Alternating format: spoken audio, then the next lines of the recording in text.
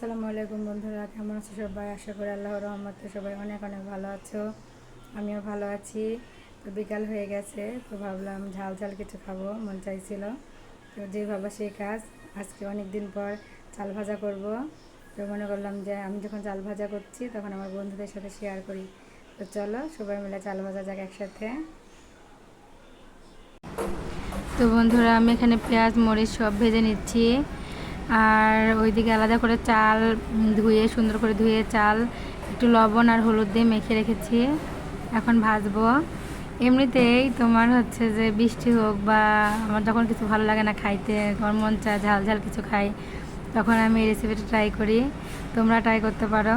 চাল ভাজা অনেক মজা লাগে। আমাদের দেশে তো তোমার মনে করো যে আমাদের মা দাদিরা যারা চাল ভাজে তারা তোমার মাটির পাত্রে বা মাটির পাতিলে করে ভাজে বালি দিয়ে। আর শহর এলাকায় তো আর বালি পাওয়া যায় না, তো এইভাবে তেল দিয়ে ভাজতে হয়। তেল দিয়ে ভাজলে অনেক মজা লাগে খাইতে, একদম তোমার মুচমুচে হয় আর অনেক ভালো লাগে খাইতে। দোকানের থেকে নিজে বাসায় ভেজে খাওয়া অনেক বেশি ভালো। দোকানে তো অনেকে তোমার চাল ভাজা দেয় বা মাখায় দেয়, পাওয়া যায়। তো ওইগুলার থেকে না এইগুলা খাইতে অনেক বেশি মজা। তো দেখো আমি এখন সুন্দর করে চাল নেড়ে নিচ্ছি।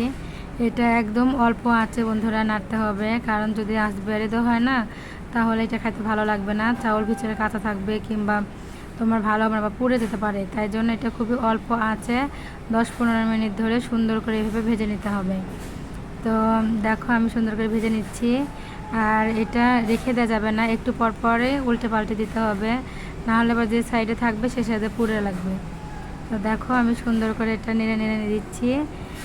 এত ভালো লাগে খাইতে, কী বলবো বন্ধুরা। যদি জ্বর মুখে বা অসুস্থ মুখে, অনেক সময় আছে না আমরা অসুস্থ হই, কোনো কিছু খাইতে ভালো লাগে না, মন চায় একটু ঝাল ঝাল যদি কিছু হইতো তাহলে হয়তো বা ভালো লাগলো খাইতে।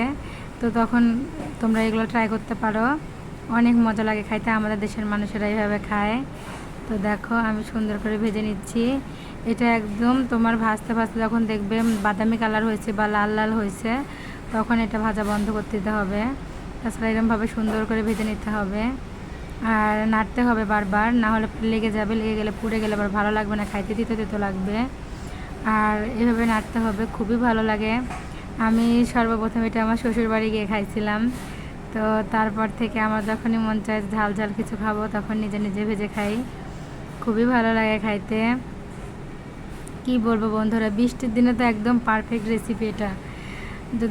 তোমরা যদি বাসায় ট্রাই করো তাহলে আমার খুব ভালো লাগবে, আমার ভিডিও দেখে ট্রাই করবে, অবশ্যই ট্রাই করবে তোমরা, দেখবে অনেক ভালো লাগে খাইতে। এটা দেখো আমার ভাজা হয়ে গেছে, এখন দেখো সুন্দর লাল লাল হয়ে গেছে। আমি একটা কাগজি লেবু কেটে নিয়েছি, কাগজি লেবু দিলে কি হয়, গন্ধটা আরও সুন্দর আসে, এই জন্য কাগজি লেবু দিচ্ছি। তো বন্ধুরা আমার চাল ভাজা হয়ে গেছে, চলো সবাই টেস্ট করে দিয়ে কেমন হয়েছে।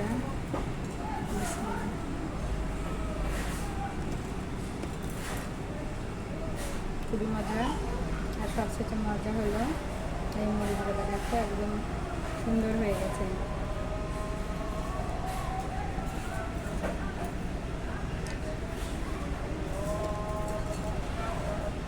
খুবই সুন্দর হয়েছে। আমাদের যদি ভালো লাগে অবশ্যই লাইক কমেন্ট শেয়ার করবে আর আমাকে বেশি বেশি সাপোর্ট করবে। ঠিক আছে বন্ধুরা, আবার দেখা হবে আরেকটা ভিডিও নিয়ে। ততক্ষণ পর্যন্ত সবাই ভালো থেকো।